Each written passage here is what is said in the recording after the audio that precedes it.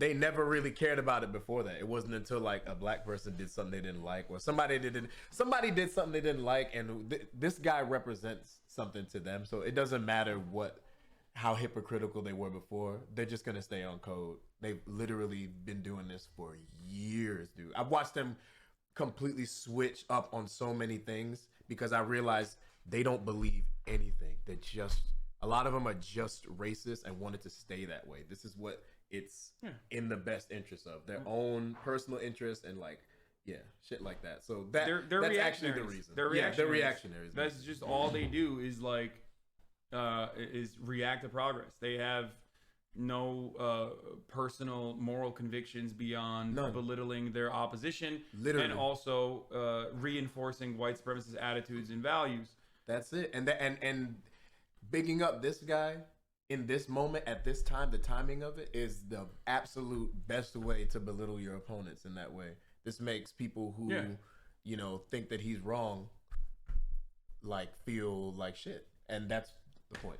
that's literally what this is about. So it goes a little bit beyond that as well. Obviously, like that is the main motivator for it. But the other part of this is the conservative power fantasy, all the way from slave patrols down to the formation of the Klan, all the way to modern day policing and lynchings and whatnot. Where this is. The conservative power fantasy revolves around like taking matters into your own hands, and like dominating people, dominating the political opposition, your ideological opponents, dominating people that are protesting. Mm-hmm. One of the very common memes in like every conservative circle leading up to Charlottesville was running over BLM protesters. Yeah, like that was so popular. Fucking chat's doing the thing again. Yeah, don't listen. Don't look at chat. I'm not looking at chat. But it was so popular that like a lot of these websites straight up had compilations of people like driving into crowds and stuff like that. And then they all had to delete those compilations when Charlottesville happened because of a Nazi doing that exact same thing, acting out on that desire. Mm-hmm. And the second thing that the second power fantasy is like, defending your home, your domicile with your weapon from black looters in times of crisis. Like Chris Kyle famously, piece of shit, famously fucking lied and said that he went to Katrina with a sniper and shot at black people looting from the Superdome, from the top of the Superdome. Very famous fucking lie. It's like, why did you want to lie about that? Yeah, why would you even want the perception of you to be that that's what you do in your spare time? And it's because he's a fucking hero, right? So that's the that is basically exactly what he said he killed 49 people in New Orleans in the aftermath of a fucking disaster. Do people that are looting deserve to be shot in the face? Like, I'm just confused as to like. And as Kanye was put aptly back then, anyone would imagine the government like spending resources to go shoot black people in New Orleans during a disaster. Like the shit just sounds asinine. It's just some sort of like, I don't know, some racist jerk off fantasy that I'm sure that made him feel good about himself. But like, bruh. No. And by the way, one other thing that I got to point out there is like the reason why I keep saying black looters is because the way that the media depicts black people surviving in a natural disaster versus the way white people surviving in a natural disaster is entirely different.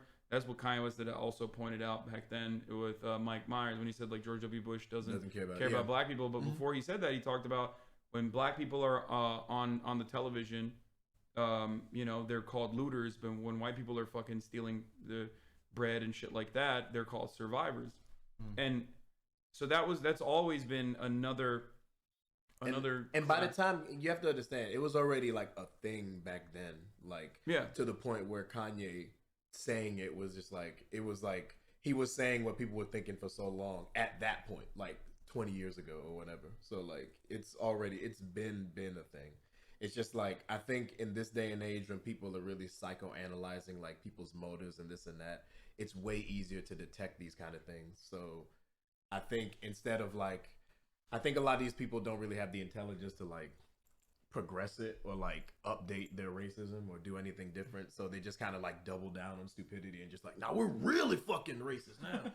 You know what I'm saying? Because it's just like, what else are they? You know what I'm saying? There's no like logical next step. It's just like, it's regression literally, and that's what you're defending. So like, yeah. To go back to your original point, that's why Kyle Rittenhouse has pyro. Yeah. Well, yeah, because he went to a BLM protest, and he went to a BLM protest with an AR-15 that he wasn't supposed to be fucking brandishing or even having on him. Even though, you know, the judge basically gave him a fucking dub on that and allowed him, because of like some weird hunting law, said that he was allowed to open carry. Like, what was he hunting? He was hunting humans, and he agitated. He ended up fucking killing 2 people and maiming a 3rd. And in any normal civilized fucking country, the fact that he was walking around at a protest with the AR-15 would be enough to be like, no, that's it. We're taking your rights away. You're never going to fucking be able to own a gun. But in America, he played into that power fantasy that a lot of Americans have of like, yeah, one day, you know, I have an AR-15 because one day I'm going to fucking have to use that. I'm going to be the right person. Yeah. So he did exactly what every person I'm a good guy. Salivates about. And that's why he's no fucking hero. He's no innocent angel that was put in a bad position.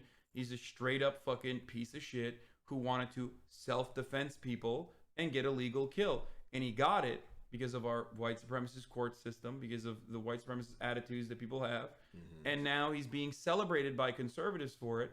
He's not a fucking victim, even though the media tried to portray him as such. Look at the situation now. Look at the fucking standing ovation he's getting as a hero. This is, and you know what? They depend on this shit because like they depend on people not paying attention afterwards, just being like, we lost, whatever, move on. And then when everyone's not looking, they do this shit.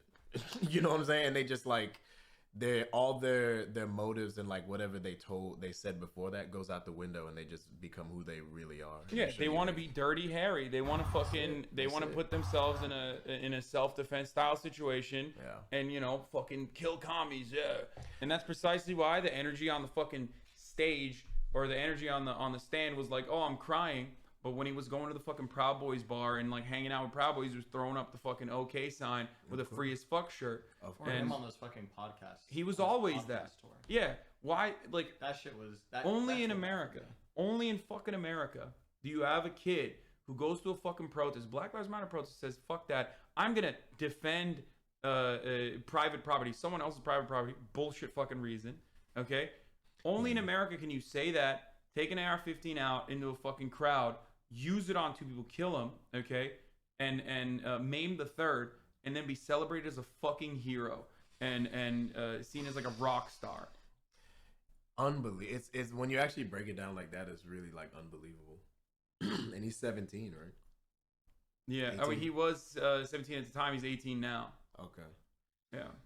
I mean, dude, like, this is like, this is it for them. Like, this is their hit. Like, if they're championing in like an 18-year-old who, you know, if this is your hero, I don't even know what to say. This is just more proof that like they'll fucking embrace anybody as long as that anybody is supporting their beliefs at the time.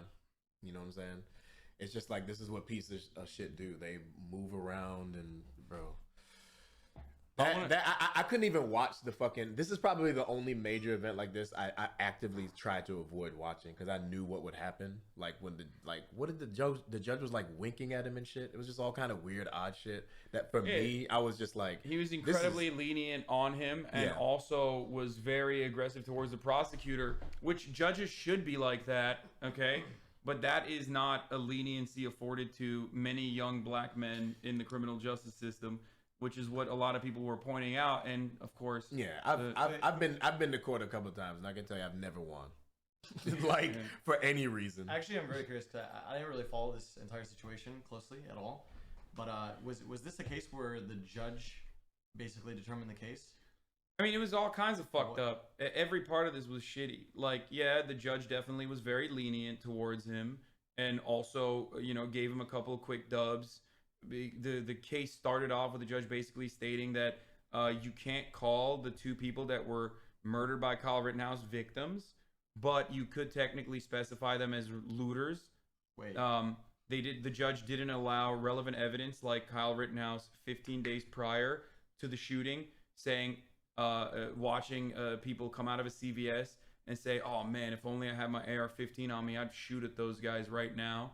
Like, he didn't allow that. He said that was like not relevant to the case. So the whole thing was a setup. So essentially, the judge allowed a bunch of shit that was inaccurate, like that was that allowed the people that were defending Kyle to like sway the jury.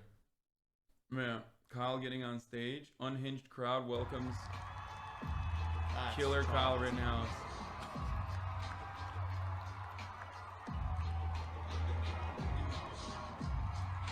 Did he give him his own beat?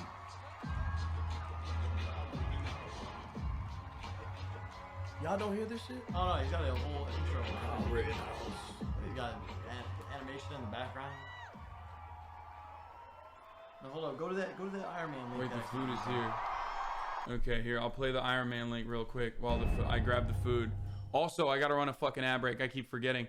Top of the hour, boys. You already know. If you subscribe, you won't miss a fucking beat. You can do that for $5. You can do that for free with a Twitch Prime. I'm gonna go grab the food right now. Okay, I'll be back in a second. All right, that's my video. Oh, thanks, Arizona Right Wing Watch. Hold up.